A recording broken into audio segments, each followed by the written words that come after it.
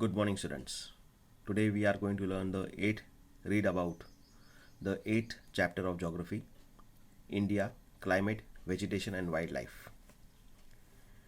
Eighth chapter of the geography textbook, India, climate, vegetation, wildlife. In this chapter, we are going to learn about the climate of India, the vegetation of India, and the wildlife which is found in India. You read in newspapers daily and watch on TV or hear others talking about weather. You must have heard that weather is day to day changes in the atmosphere. It includes changes in temperature, rainfall, and sunshine, etc. For example, as such, it may be hot or cold, sunny or cloudy, windy or calm. You must have noticed that when it is hot continuously for several days, you don't need any warm clothing. You also like to eat or drink cold things. In contrast, now this word contrast, the word contrast means opposite. The word contrast means opposite. There are days together you feel cold without woolen clothes. When it is very windy and chilly, you would like to have something hot to eat. So, weather weather is about the day-to-day changes which happen in the atmosphere. Weather is about the day-to-day changes which happen in the atmosphere. It includes changes like the temperature, changes in the rainfall, changes in the sunshine. Okay, we must have seen the climate which may be hot or cold on a particular day. It may either be sunny or it may be cloudy. Either it may be very windy or it may be calm. So this is about weather. So in contrast, in opposite, okay, when there are what is called don't feel cold, okay, you don't wear woolen clothes, okay. And when it is sometimes when it is very windy or chilly, we would like to eat something which is hot to eat. Broadly, the major seasons recognized in India are cold weather season, that is in the month of, that is called winter season, and that starts from the month of December to February. Hot weather season, which is called as summer season, which starts from the month of March to May. Southwest monsoon is also called as rainy season, which starts from June to September. And next is the season of retreating monsoon, autumn, okay, which starts from the month of October and November. So majorly the major classifications, the broad classifications of season in India is in the following parts: winter season, summer season, rainy season, and autumn season. Winter season, which begins from December to February. Then we have summer season, which starts from March to May. Then we have the rainy season, which is from June to September. And the last one is autumn, that is the season of retreating monsoon, that is when the monsoon goes back, okay, that is from October to November. Cold weather season or winter. During the winter season, the sun rays do not fall directly in the region. As a result, the temperatures are quite low in northern India. You must have heard in newspapers, students, that in the northern part of India, it experiences severe cold. It experiences severe cold. Why it experiences severe cold? Because the sun rays do not fall directly in this region. And due to this, the temperature is quite low. Hot weather season or summer. In the hot season, sun rays more or less directly fall in this region. Temperature becomes very high. Hot and dry winds called lu blow during the day.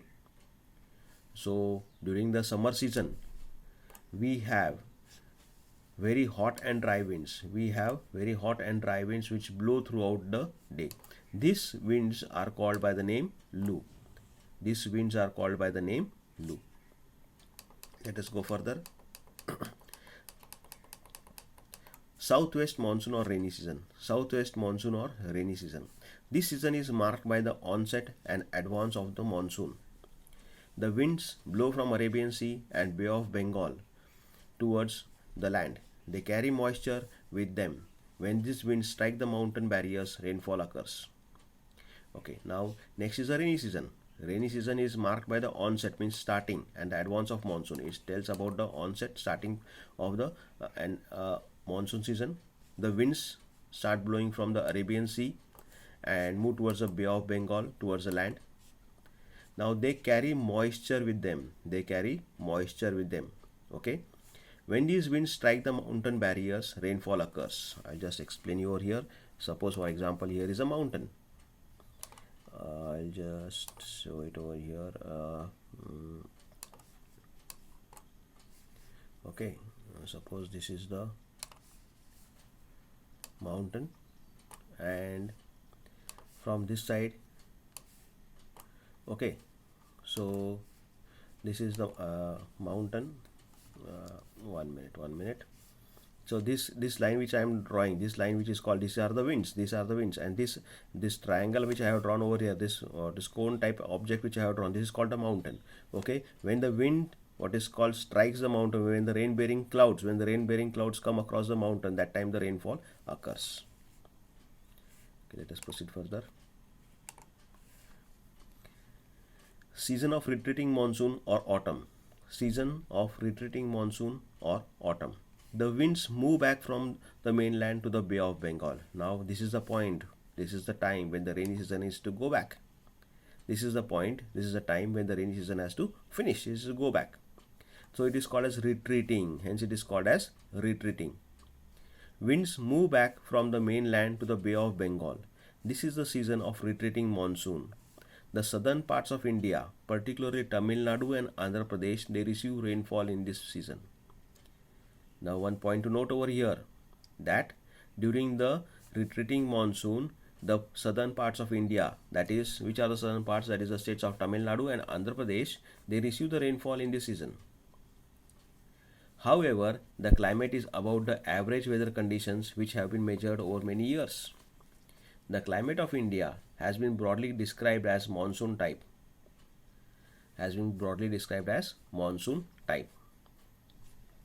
The word monsoon is taken from Arabic word. You can just see over here, this word is taken from this Arabic word. Now what does this word mean? Okay, which means season. Okay, the word monsoon is taken from the Arabic word mausin. The word monsoon is taken from the Arabic word mausin, which means season. Due to India's location in the tropical region, most of the rain is brought by the monsoon winds. Agriculture in India is dependent on rains. Good monsoon means adequate rain and a bountiful crop. Underline the word bountiful. Right over there, in large quantity. So I am writing it over here. You can see it over here down below. I just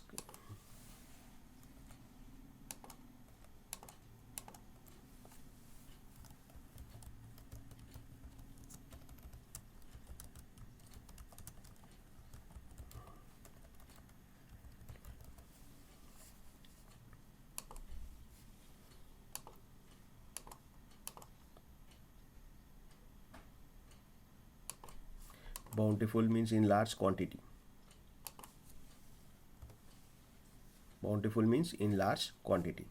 Okay, so this meaning of this word you have just written. Okay, so if the monsoon, it is said that agriculture in India is dependent on good rains. If we have good rains, okay, we have very good crop. Now if crop will be affected. Now if there are no rains, what will happen? Okay, the crop will be affected. The level of the water in the well will go down, and summers will be for a longer duration. If you do not have sufficient amount of rainfall. Proceeding further, move on to the next page. The climate of a place is affected by its location, altitude, distance from the sea, and relief. The climate of a place is affected by its location, altitude, distance from the sea, and relief. Therefore, we experience regional differences. In the climate of India, Jaisalmer and Bikaner in the desert of Rajasthan are very hot. Now these two places, this Jaisalmer and Bikaner, okay, these are the desert regions. They are in the Rajasthan state. The climate over here is very hot. Whereas on the opposite side, the Dras and Kargil in Jammu and Kashmir, okay, the Dras and Kargil in Jammu and Kashmir, they are freezing cold. The temperature is -degrees. The temperature is minus degrees. It's very difficult to survive. It is very difficult to survive over there. The temperature is in minus degrees. Okay. Whereas on the other hand, coastal plains like Mumbai, okay, and Kolkata experience moderate climate. The coastal plains like Mumbai and Kolkata experience moderate climate. They are neither too hot nor too cold. Being on the coast, these places are very humid. As these places, that is Mumbai and Kolkata, they are on the coastal area. Okay, the climate over there is neither very hot nor very cold. These places are very humid. They are very humid. Maheswaram in Meghalaya. Maheswaram in Meghalaya receives the world's highest rainfall while in a particular year. Okay, it might not rain at all in Jaisalmer in Rajasthan. Now we have two opposite places. This place, Maheswaram in Meghalaya, this receives the world's highest rainfall. Whereas this place in Rajasthan, Jaisalmer in Rajasthan, it might not receive any rainfall at all throughout the year.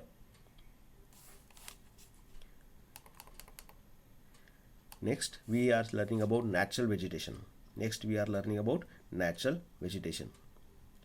We see a variety of plant life in our surroundings. How nice it is to play in a field with green grasses. There are also small plants called bushes.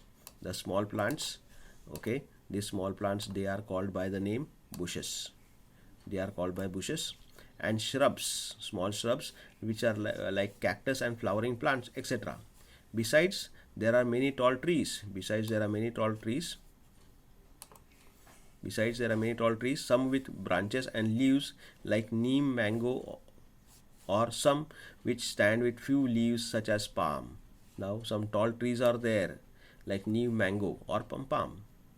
The grasses, shrubs and trees which grow on their own without interference or help from human beings are called natural vegetation.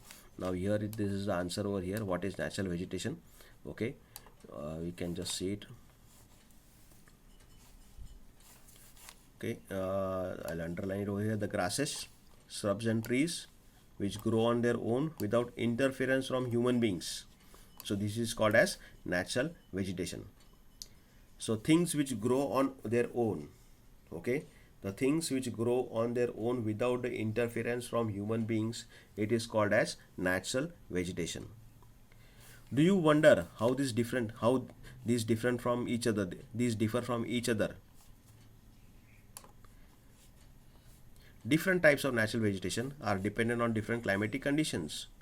Among the amount of rainfall is very important. Now different climatic conditions, natural vegetations depend on different climatic condition.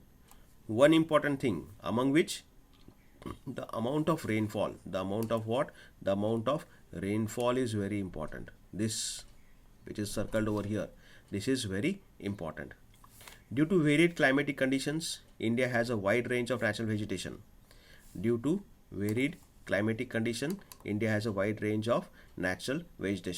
variety. Next one, why are forests necessary? Okay, every year in the month of June we celebrate that one particular, this called as tree plantation. We celebrate World Environment Day in 5th of June every year in the month of June. So we plant trees. Why we plant trees? So that there should be more oxygen, because trees take in the carbon dioxide. Okay, plants take in the carbon dioxide and release the oxygen which we breathe. So this work is done on the World Environment Day. Coming to the next paragraph, why are forests necessary? Forests are very useful for us. They perform various functions. Plants release oxygen and we breathe and absorb carbon dioxide. The roots of the plants bind the soil, thus they control soil erosion. Yes, just now as I said, plants, they release the oxygen which is required by human beings and they absorb the carbon dioxide. In addition to that, the roots of the plants, it holds the soil and it helps in controlling of soil erosion. Forests provide us with many things like timber for furniture, fuel, wood, fodder, medicinal plants and herbs, lac, honey, gum, etc.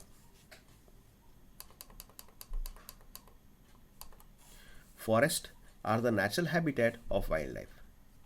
Different types of variety of different variety of animals can be found in the forest. It is their habitat. It is their habitat. This is the place where they live. It is the place where they live. Natural vegetation has been destroyed to a large extent because of the reckless cutting of the trees. Now look here. Natural vegetation has been destroyed because of reckless cutting of the trees. This is called deforestation. It is called as deforestation. We should plant trees and protect the existing ones and make people aware of the importance of trees. We can have special programs like Vana Mahotsav to involve more people in making our earth green. There is a slogan: Earth green, go green, our earth green. Okay, so how can you help that? How can you help that?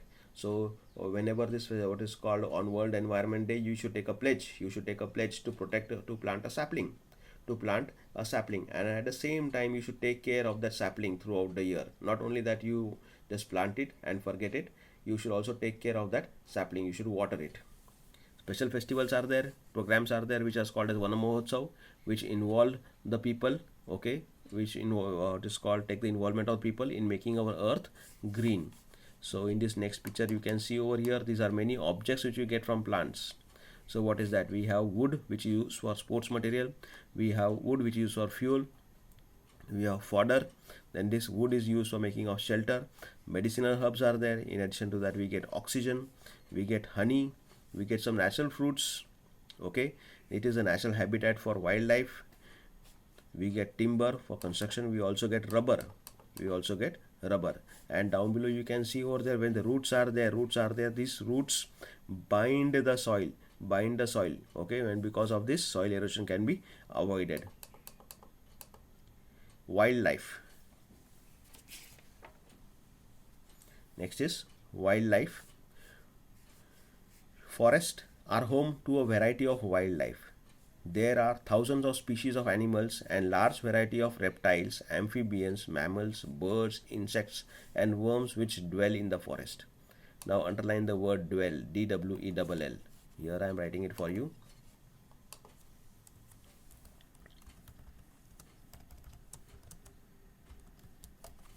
Dwell means to live. So forest is a home for a wide variety of wild animals. There are thousands of species, not one, not two, not 10, not 100. There are thousands of species, variety of animals. Species means variety, different variety of animals, and large variety of reptiles, amphibians. You know the meaning of amphibians, means the creatures animals which can stay on land and also on water. Different mammals, birds, insects, and worms which dwell in the forest. The meaning of dwell I just now told you. Dwell means to live. Okay. Proceeding further to the next page, next paragraph. The tiger is our national animal. It is found in the various parts of the country. One part is Gir forest, which is in Gujarat. It is the home of the Asiatic lions. A species of lion which is found in Gujarat is called as Asiatic lion. Elephants and one-horned rhinoceros. Rhinoceros which is having one horn, they roam in the forest of Assam. Okay, this is found in the form of Assam. Elephants are found in the states of Kerala and Karnataka. Camels and wild ass are found in the Great Indian Desert and the Run of Kutch respectively. Wild goats, snow leopards, bears, etc. are found in the Himalayan region. Besides these, there are many other animals which are found in our country, such as monkey, wolf, jackal, nilgai, cheetal, etc. So these are the different variety of types of animals. India is equally rich in bird life. The peacock is our national bird. All of you know that peacock is our national bird, and our national animal is tiger. Here we have just seen over here. National animal. Tiger is our national animal. Peacock is our national bird. Here, the peacock is our national bird. Other common birds are parrots. Other common birds are parrots, pigeons, mynas, geese, bulbuls, and ducks. There are several bird sanctuaries which have been created to give birds their natural habitat. These provide the birds protection from hunters. Can you name five birds that are commonly found in your area? So this is the work I am giving to you. Okay. There are several hundreds of species of snakes found in India. Cobras and kraits are important among them. Yes, the government has set up uh, bird sanctuaries where birds are protected. Just like we have the wildlife sanctuary where the wild animals are protected, different sort of wild animals are protected. Like that, in the same way, uh, we have bird sanctuaries where we can see different types of birds, different variety of birds. Due to cutting of trees of forests and hunting, several species of wildlife of India are declining rapidly. Many species have already become extinct. Underline the word extinct. Underline, just circle the word extinct over here. EXTINCT. I'm writing it over here for you.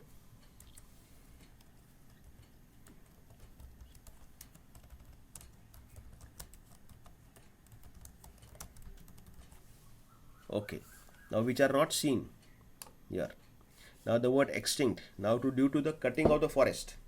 Now human beings, okay, they are cutting down the forest for construction of land, for construction of houses. Okay, this is due to increase in population. Okay, some of them are hunting, and due to this, several species of wildlife, several variety of wildlife, they are declining rapidly. They are decreasing in number. Many species have already become extinct. Many species, many varieties of wildlife, they have already become extinct. In order to protect these many national parks, sanctuaries and bioreserves, here national parks, sanctuaries and bioreserves have been set up by the government. Now, as they are becoming extinct, now the government has set up the national parks, sanctuaries and biosphere reserves.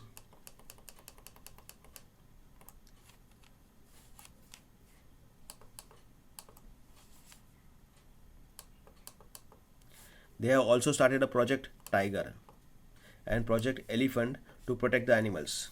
The government has taken various measures. The government has taken various measures to protect these wild animals.